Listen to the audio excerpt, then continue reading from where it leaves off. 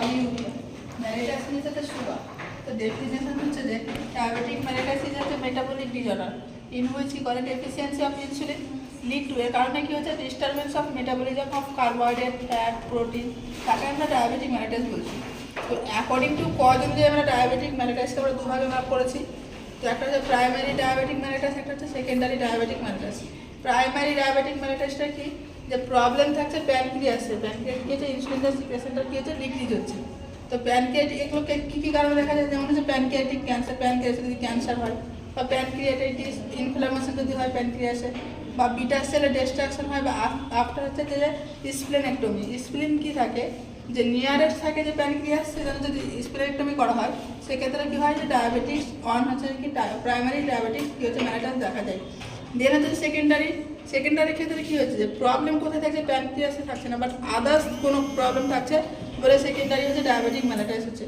যেমন হচ্ছে অ্যাক্রোমেগালি, এখানে কি হচ্ছে গ্রোথ হরমোন যখন ইনক্রিজ হচ্ছে দেখা যাচ্ছে, বা কোসিং ডিজিজ দেখা যাচ্ছে স্টেরয়েডের পরিমাণ বেড়ে যাচ্ছে তখন, বা গ্রেভস অটোইমিউন ডিজিজ বা হেপাটোজেনাস হচ্ছে ডায়াবেটিক মেলিটাস দেখা যায়, হেপাটাইটিস পরিমাণ বেড়ে।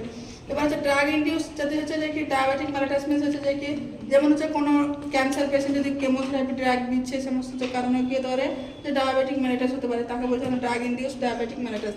বা জেস্টেশনাল ডায়াবেটিস মেলিটাস মানে প্রেগনেন্ট মা যখন কনসিভ করার পর যখন সুগারের পরিমাণটা বেড়ে যাচ্ছে তাকে আমরা কি বলছি আমরা যে জেস্টেশনাল ডায়াবেটিক মেলিটাস। এটা কেন হয়, যে প্লাসেন্টা অনেক হরমোন রয়েছে, যেমন হচ্ছে HPL, HCG, পাপা, এই সমস্ত হচ্ছে হরমোনের জন্য কি হয় যে জেস্টেশনাল ডায়াবেটিক মেলিটাস দেখা যায়।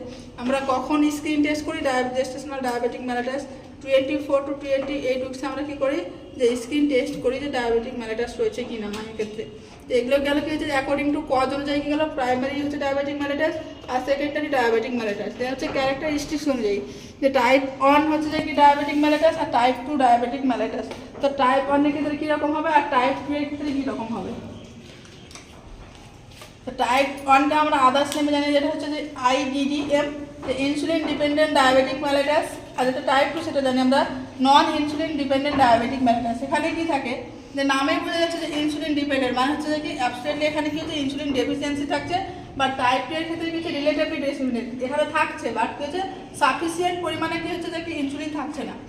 অনসেট কাদের ক্ষেত্রে দেখা যায়, এটা দেখা যায় যে 30 বছর থেকে বয়স যাদের কম রয়েছে তাদের ক্ষেত্রে কি দেখা যায় টাইপ 1 দেখা যায়, বা টাইপ 2টা কি হচ্ছে যাদের 30 বছর থেকে বেশি রয়েছে তাদের ক্ষেত্রে দেখা যায়। পার্সেন্টেজ অনুযায়ী যদি আমরা দেখি যে 5 to 10% কি করছে যে টাইপ 1 ডায়াবেটিক মেলিটাস দেখা যায়, বাট এটা কি হচ্ছে লেস কম, খুব কম, বাট মোর সিভিয়ার, খুব কম দেখা যায় কিন্তু খুব সিভিয়ার কেস এটা।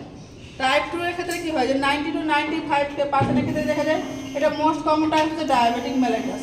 দেন হচ্ছে কজেস, এখানে আমরা কি বলছি যে বিটা সেল ডিস্ট্রাকশন থাকছে, যে জন্য হচ্ছে এখানে যে বিভিন্ন ধরনের কারণ হতে পারে, যেমন যে ওবেসিটি রয়েছে পেশেন্ট, ফ্যামিলি হিস্ট্রিতে কারো সুগার রয়েছে, বা হচ্ছে যে স্ট্রেস, যে সমস্ত কারণে কি হতে পারে টাইপ 2 ডায়াবেটিক মেলিটাস হতে পারে। এন্ডোজেনাস মানে কি ভেতরে ইনসুলিন প্রেজেন্ট থাকে কি থাকে না, তাহলে হচ্ছে এন্ডোজেনাস ইনসুলিন কি হচ্ছে যে টাইপ 1 এর ক্ষেত্রে আমরা জানি কি অ্যাবসেন্ট থাকে, কারণ ওখানে কি হচ্ছে বিটা সেল পুরোপুরি ডিস্ট্রাকশন থাকছে। আর হচ্ছে টাইপ 2 এর ক্ষেত্রে কি হচ্ছে যে কি প্রেজেন্ট থাকছে, বাট হচ্ছে কি সাফিসিয়েন্ট থাকছে না। এক্সোজেনাস ইনসুলিন কি, এক্সোজেনাস মানে হচ্ছে বাইরে থেকে রিকোয়ার্ড মানে হচ্ছে প্রয়োজন পড়ছে, কারণ হচ্ছে যে ওই ইনসুলিন অ্যাবসেন্ট থাকছে। আর কি হচ্ছে যে আমরা টাইপ 2 এর ক্ষেত্রে আমরা হচ্ছে যে ইনিশিয়ালি কি করে আমরা যে ইনসুলিন দিই না, বাট হচ্ছে যে কি আমরা মেডিসিন দিয়েও ম্যানেজমেন্ট করতে পারি। কমপ্লিকেশন হিসেবে কি কি দেখা যায় যে ডিকিএ, ডায়াবেটিক কিটোঅ্যাসিডোসিস, যখন হচ্ছে ঠিকমতো হচ্ছে পেশেন্টের ক্ষেত্রে হচ্ছে ফ্যাট বেশি ব্রেকডাউন হয় তখন হচ্ছে কি কিটোন বডি ফর্মেশন হয়। আর কি হচ্ছে HHNS যে হাইপারগ্লাইসেমিক হাইপারঅসমোলাস নন কিটোঅ্যাসিডোসিস সিনড্রোম দেখা যায় কাদের ক্ষেত্রে টাইপ 2 এর ক্ষেত্রে দেখা যায়। এবার যেটা মেন হচ্ছে আমরা ট্রিটমেন্ট কি করবো আমরা পেশেন্টের ক্ষেত্রে টাইপ 1 এর ক্ষেত্রে ডায়েট এক্সারসাইজ তো দেবো, সঙ্গে কি বলবো আমরা ইনসুলিন দেবো। এখানে আমরা মেডিসিন কেন দেবো না, কারণ হচ্ছে পেশেন্টের ক্ষেত্রে পুরোপুরি কি হচ্ছে যে কি বিটা সেল যদি ডিস্ট্রাকশন থাকে ইনসুলিন সিক্রেট করতে পারবে না। আর কিন্তু টাইপ 2 এর ক্ষেত্রে আমরা কি করবো আমরা ডায়েট এক্সারসাইজ করতে বলবো, সঙ্গে কি আমরা মেডিসিন দেবো। মেডিসিন দিয়ে আমরা কি করতে পারি যে ইনসুলিনের সিক্রেশনটা পরিমাণটা আমরা কি করতে পারি বাড়াতে পারি। তো আজকে এই পর্যন্ত।